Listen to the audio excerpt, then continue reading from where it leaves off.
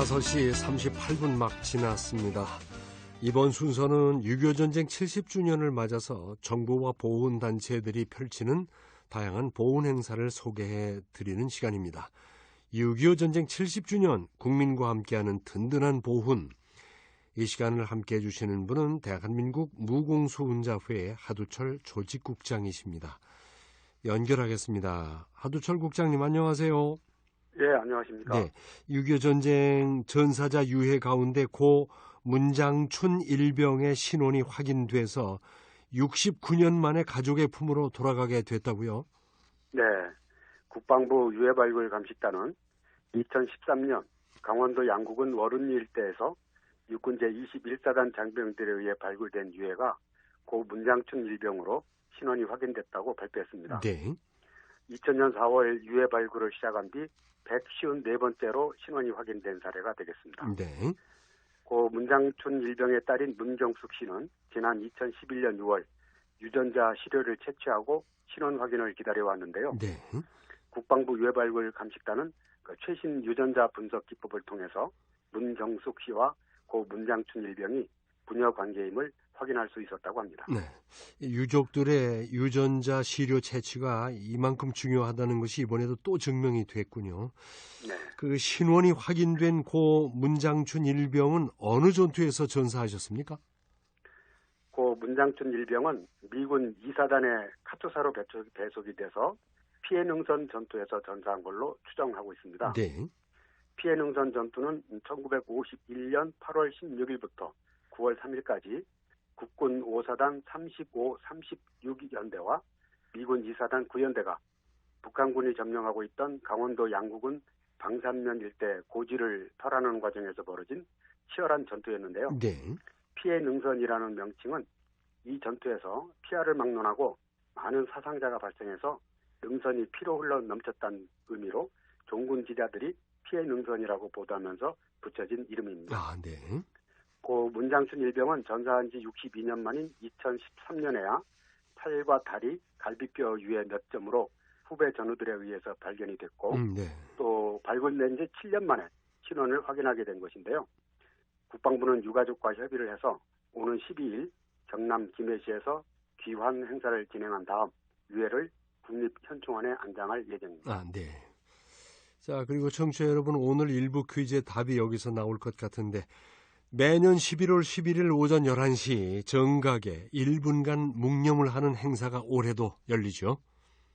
예, 세계 유일의 유엔 묘지가 있는 부산 유엔 기념공원에서 턴투어드 부산 유엔 참전용사 국제 추모식이 11일인 내일 오전 10시 55분부터 진행이 됩니다. 네.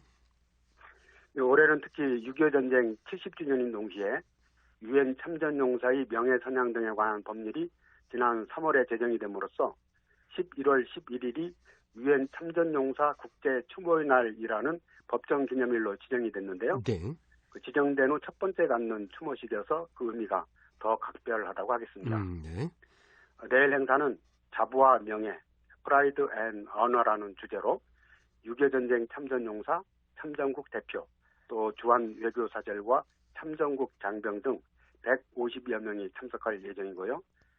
11시 정각 1분간 묵념을 시작으로 해서 전사자 추모 명비 앞에서 추모 의식을 갖고 이어서 전사자 묘역 참배 순으로 진행할 예정입니다. 아, 네. 관계자들의 얘기를 들어보니까 올해 행사를 아주 아름답게 준비를 했다고, 다양하게 준비를 했다고 들었는데 그 부산을 향하여 1분간 묵념, 영어 표현으로 Turn Toward 부산은 어떤 의미를 갖고 있는 의식입니까? 유엔 묘지가 있는 부산을 향해서 1분간 묵념을 하는 턴 투어드 부산은 지난 2007년 캐나다의 6.25 전쟁 참전 용사인 빈센트 커트니 씨가 한국전 참전 전사자들이 안장되어 있는 부산을 향해서 묵념할 것을 제안한 게 시초가 됐고요. 네. 그 이후부터 매년 11월 11일 11시를 기해서 6.25 전쟁 참전 국가별로 같은 시간에 묵념을 올리기 시작했고 네. 특히 부산에서는 묵념에 이어 추모식을 진행해 왔습니다. 네. 1951년 1월 전선에서 전사한 유엔군들의 묘를 부산의 현 유엔 묘지 위치에 쓰기 시작하면서 유엔군 사령부 묘지가 처음으로 만들어지게 됐는데요. 네.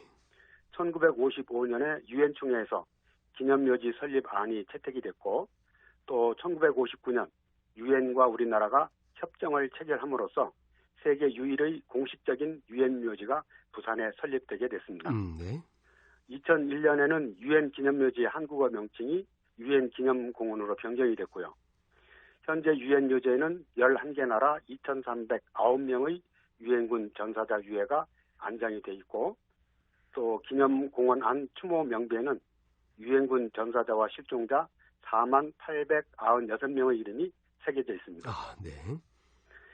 부산을 향해서 행해지는 1분간의 묵념은 대한민국의 자유와 평화를 위해 목숨을 바친 유엔 참전용사들을 추모하고 그분들의 숭고한 희생을 기억하자는 의미가 있는 만큼 내일 오전 11시 묵념에는 정부 부처와 지자체, 군 장병 등도 동참하는데요. 보다 많은 국민들이 묵념에 동참해 주시면 좋겠습니다. 그렇습니다. 그리고 오늘 6.25 전쟁 유엔 참전국 대표회의가 열렸다고요? 예, 오늘 오후 2시 부산 시내에 있는 시그니엘 호텔에서 6.25 전쟁 70주년 사업 추진위원회 주최로 6.25 전쟁 유엔 참전국 대표회의가 개최됐습니다. 네. 이번 회의는 원래 6.25 전쟁 참전 22개 나라 보훈부 장관 전부 초청할 계획이었는데요. 코로나19가 전 세계적으로 확산이 되면서 불가피하게 초청 인원을 축소했고 그래서 알키비아디스 스테파니스 그리스 국방부 차관과 주한 참전국 대사 등 외교 사절들이 회의에 대신 참석했습니다. 네. 함께하는 미래라는 주제로 진행된 오늘 대표회의는 유엔 참전국의 도움으로 전쟁의 위기를 잘 극복하고 한강의 기적을 이룩한 대한민국의 모습을 상징적으로 보여주는 3차원 홀로그램 멀티미디어 입체 공연을 시작으로 해서 추모 묵념과 박삼덕 보훈처장의 기념사, 스테파니스 그리스 국방부 차관의 축사 순으로 진행이 됐고요. 네. 이어진 회의는 직접 참석하지 못한 참전국 보훈부 장관들의 영상 메시지 시청과 함께 회의에 참석한 주한 외교 사절들이 본국을 대표해 발언을 했습니다. 네. 그리고 마지막 순서로는 대한민국과 유엔 참전국의 협력 관계 강화를 다짐하는 공동 선언문을 채택했는데요. 이 공동 선언문에는 우리나라와 유엔 참전국 간 구체적인 협력 분야와 방안 등이 담겨 있습니다. 그리고 이렇게 참전국 대표 회의에 이어서 조금 뒤에 유엔 참전용사 추모 평화음악회가 부산에서 개최되죠? 예, 유엔 참전용사 국제 추모의 날을 맞아서 오늘 저녁 7시부터 부산 유엔 기념공원에서 유엔 참전용사 추모 평화음악회가 6.25 전쟁 70주년 사업추진위원회 주최로 진행이 됩니다. 네. 이 음악회에는 스테파니스 그리스 국방부 차관과 주한 참전국 외교 사절들 그리고 유엔군 장병들 또 부산 지역 보훈단체장과 학생들 그래서 250여 명이 참석한 가운데 약 75분 정도 진행될 예정입니다. 네. 음악회 시작 직전에는 유엔 기념공원에 안장된 참전용사 중에 11월 10일, 즉 오늘이죠. 11월 10일에 전사한 4명의 영국군 묘비에 헌화하며 추모하는 시간을 갖기도 하고요. 네.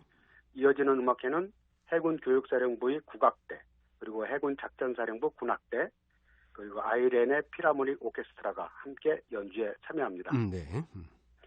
또 2016년과 18년 그 세계 합창 올림픽에서 금메달을 수상한 쇼콰이어 그룹 하보나이즈가 드보로작의 고잉홈이라는 곡과 또 뮤지션 하림이 작사 작곡한 기억의 노래를 부르게 되는데요. 네.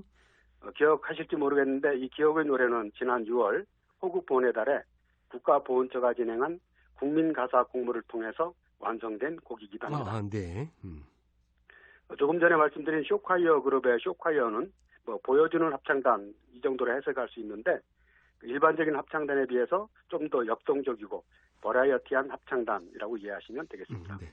특히 오늘 음악회에서는 6.25 전쟁 참전용사와 그 후손들이 직접 참여해서 감동을 더할 예정이라고요?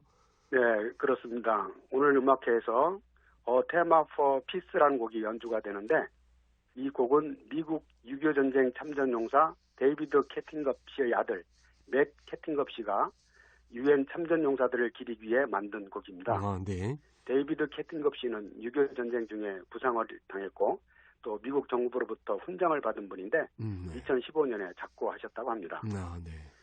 또 파페라 가수 카이가 코리아라는 제목의 노래를 부르는데 이 노래는 6.25 전쟁 캐나다 참전 용사 패트릭 윌리엄 오코너 씨가 전사하기 전날에 지은 자작시 코리아를 가설해서 이번 음악회를 위해 특별히 제작한 곡이기도 합니다. 아, 네. 그리고 현재 한국 외대에서 공부 중인 터키 참전용사 후손 데프네 카라벤리 군이 음악회 중간에 리처드 위트컴 장군 이야기를 전할 예정인데요. 네. 1953년 미 2군 기지 사령관으로 부임한 리처드 위트컴 장군은 같은 해 11월 부산역에 화재가 발생해서 많은 이재민이 났을 때 이재민들을 위해서 천막을 지어주고 식량과 옷 등의 군수품을 나눠줬던 분입니다. 아, 네. 이 일로 인해서 미 의회 청문회에 섰던 리처드 장군은 전쟁은 총칼로만 하는 게 아니라 그 나라 국민을 위하는 것이 진정한 승리다라고 말을 했다고 하는데요. 그 후에도 부산 재건 사업에 적극 참여한 장군은 한복을 입고 시내를 돌아다니며 직접 모금 활동을 펼쳐서 부산 메리널 병원 건립을 주도하기도 했습니다. 아, 그렇군요. 말씀 잘 들었습니다. 고맙습니다. 예, 감사합니다. 네, 6.25 전쟁 70주년 국민과 함께하는 든든한 보훈. 지금까지 대한민국 무공수훈자회 하두철 조직국장님을 연결해서 말씀을 들었습니다.